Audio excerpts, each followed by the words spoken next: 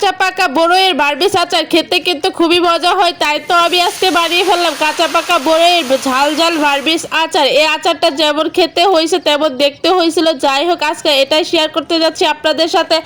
Hello everyone, আসসালামু আলাইকুম। সবাই কেমন আছেন? আশা করি সবাই ভালো আছেন। আল্লাহর রহমতে আমিও ভালো আছি। তো আজকে আমার ব্লগ ভিডিওতে থাকছে বড়ইয়ের আচার। যেহেতু গাছে অনেক বড়ই ধরছে, ভাবতেছি এগুলো কতগুলো শুকাতে দেবো আর কতগুলো এখনই বা আচার বানিয়ে খাবো, কারণ সামনে রমজান মাস আসতেছে। রমজান মাসে সারাদিন রোজা রাখার পর ইফতারের সময় কিন্তু একটু মন চায় যে আচার হলেও ভালো হয়, মুড়ির সাথেও কিন্তু আচার দিয়ে খেতে ভালোই লাগে। এর জন্য আমি বেশি করে বড়ই আচার বানিয়ে রাখছি। আর রোজার মধ্যে সময় পাওয়া যাবে না, এখনই তো সময় সবকিছু আগে থেকে রেডি করে ফ্রোজন করে রেখে দেওয়ার। তো প্রথমে আমি বড়ইগুলো ভালো করে বেছে তারপরে এর বটাগুলো ফালিয়ে এরপর পানি দিয়ে সুন্দর করে ধুয়ে নিয়েছি 4-5টা কলান দিয়ে। এরপর কিছুটা রসুন থেতলিয়ে নিলাম। এখন চলে আসলাম চুলার মধ্যে আচারগুলো বাগার দেওয়ার জন্য।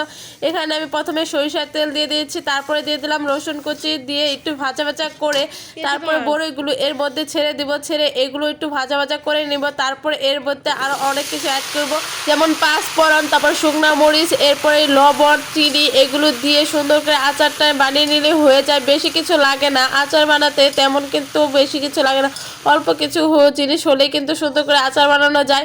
যাই হোক, এখানে কিন্তু আমি প্রথমে শুকনো মরিচগুলো ভেজে নিচ্ছিলাম। এরপর আমি হাত দিয়ে ডলে আধো ভাঙা করে নিলাম, কারণ এগুলো একটু আমান থাকলে ভালোই লাগে। যাই হোক, আচারের মধ্যে দিয়ে দিব এইগুলো। এখন এই যে শুকনো মরিচগুলো সবগুলোই দিয়ে দিলাম, কারণ এখানে অনেক বড়ই আর বেশি করে ঝাল না দিলে ভালো লাগবে না। আর বড়ই আচার একটু ঝাল ঝাল হলেই ভালো লাগে।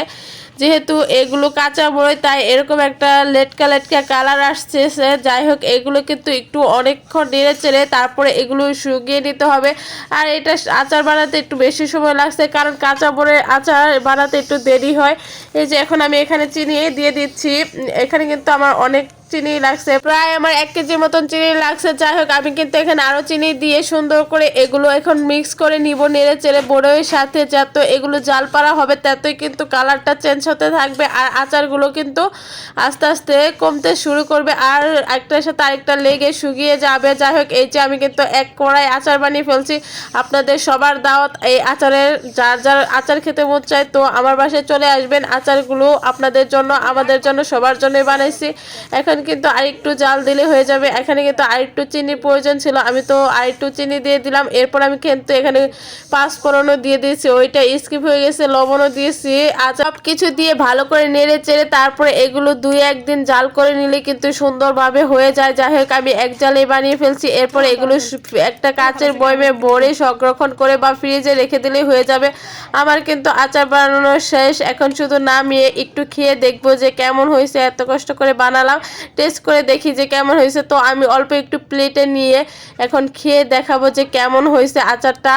যেহেতু প্রথমবারের মতন এরকম কাঁচা বড়ে আচার বানাইছি, এরকম কাঁচা বড়ে আচার খেতে কিন্তু ভালোই হয়েছে।